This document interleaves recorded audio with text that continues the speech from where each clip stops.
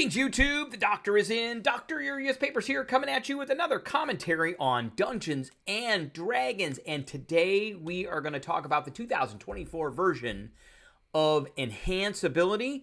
We're going to compare it to the Legacy version. Compare, contrast, look at what's different, look at what's the same. We are going to look at how this spell does affect conditions that are newer or elements that are newer to 2024 versus to 2014. But first, don't forget to hit that subscribe button. If you like this video, hit the like button. If you have any questions or comments, please leave a question or comment. And don't forget to hit that notification bell. Okay, so I here have the Legacy version of Enhance Ability up. And back in the day when I reviewed this, I gave this one barely a B-. Barely. I'm not a big fan of this spell.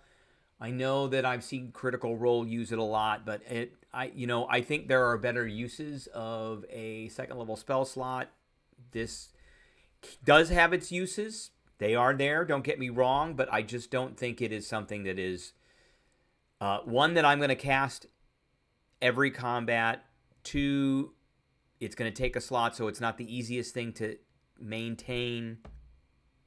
Is it integral to a build? No. And is it going to have a vast impact upon the party? Not vast, but it's going to have some kind of impact. So, second level spell, first level touch, 1 hour duration with concentration, and you got all these things. So, usually with this, it gave you advantage on a skill, an ability check, and all the skills that went along with that, and something else with most of them. So for Charisma, Intelligence, Wisdom, it just gave you advantage on those checks. Bear's Endurance gave you advantage on Constitution checks, and you got temporary hit points, which are lost when the spell ends. So that's a little bit different than, temporary hit points normally were lost when you did a long rest. Bull's Strength gives you advantage on strength checks and doubles your carrying capacity. And then Cat's Grace gave you advantage on dex checks and allowed you not to fall. So it doesn't take damage if it falls from 20 feet or less, and if it's not incapacitated. And then you could upcast this to use it on additional creatures.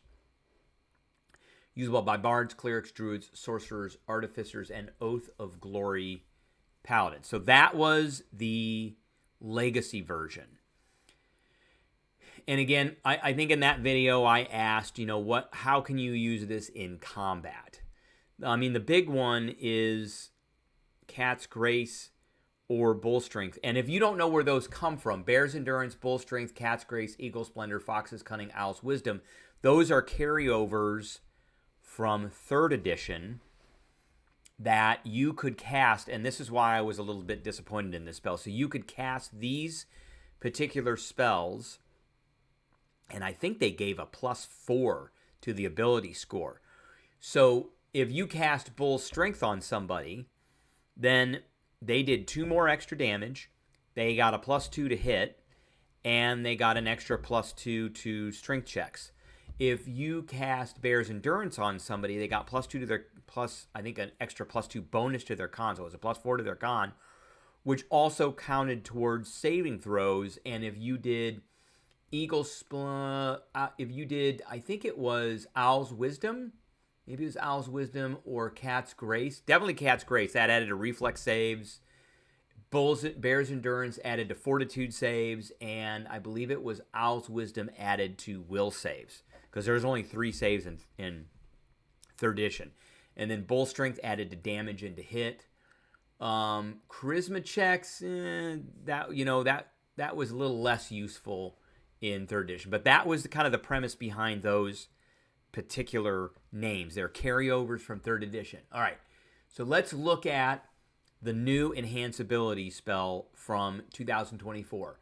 2nd level, 1 action touch, lasts for an hour, is still concentration. You touch a creature and choose Strength, Dexterity, Intelligence, Wisdom, or Charisma. You'll notice there's one missing here. For the duration, the target has advantage on ability checks using the chosen ability, and then you can add additional targets if you cast this at a higher rate, and it's bards, clerics, druids, rangers, sorcerers, wizards, artificers, and Oath of Glory paladins. So, few more classes. It's rangers are in here now. Rangers were not there before. So that's the newest one. There's nothing about Constitution in here. So before, Bear's Endurance, advantage on Constitution checks, and you got temporary hit points. No Constitution here, and no temporary hit points. You get advantage on Strength. Here you got advantage on Strength, and your carrying capacity doubled. Not anymore. Intelligence, Wisdom, and Charisma are the same. Dexterity, you get advantage on Dex checks here for 2024. In 2014, you got advantage on Dex checks, and you took less damage from falling. So, not here. Again, this is a huge, huge nerf, in my opinion. Huge nerf. I don't like this at all. I don't know why they did this, but they felt maybe this spell was being overused, which I didn't really see that to begin with. But it is a huge nerf. Now, one of the other things that I want to talk about with this is how it touches upon. So, one, what's the grade? Before we get into that, let's give the grade. I'm going to give this a C-. Am I going to cast this spell as opposed to casting another second level spell? Probably not. So the ease with which I'm going to cast this just went down because the utility went down. Is this integral to a build that I have? Nope, not at all. Is this going to have a significant impact upon my party? Nope, probably not. Maybe a little bit for strength or dex, and we're going to get into that. So, this does touch upon D20 tests. I hate the way the new player's handbook is organized, by the way. I hate it. It's horrible. They put all the actual rules of the game at the end in a glossary. Like all the detailed things. I don't like that at all. But this enhanced ability gives you advantage on checks that are for certain D20 tests. Certain D20 tests called ability checks, which are here. So ability modifier.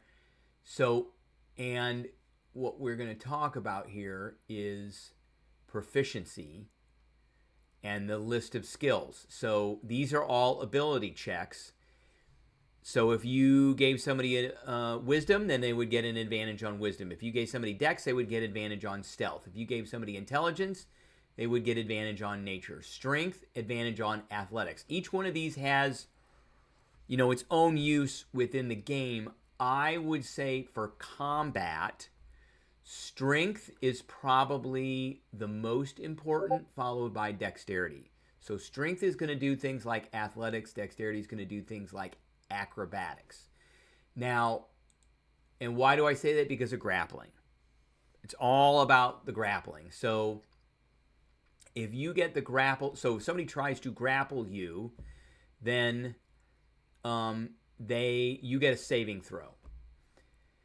And that has nothing to do with your skill. But if you're grappled and you want to get out of it, then you use the escaping a grapple, which is a strength athletics check or a dexterity acrobatics check against the grapple's escape DC. So, that is how you escape, is using your dex or your strength, as long as you're trained. Well, you don't have to be trained in it, but you get a bonus to it. And so you would, with the enhanced ability, you would get advantage of that, and being grappled sucks. So, but compared, I didn't like enhanced ability from 2014, and compared to enhanced ability in 2024, I think it's worse. A lot missing from this. A lot. So I don't like it. We're going to give it a C-, and that is what I have for you. I hope you enjoyed, and I will catch everybody.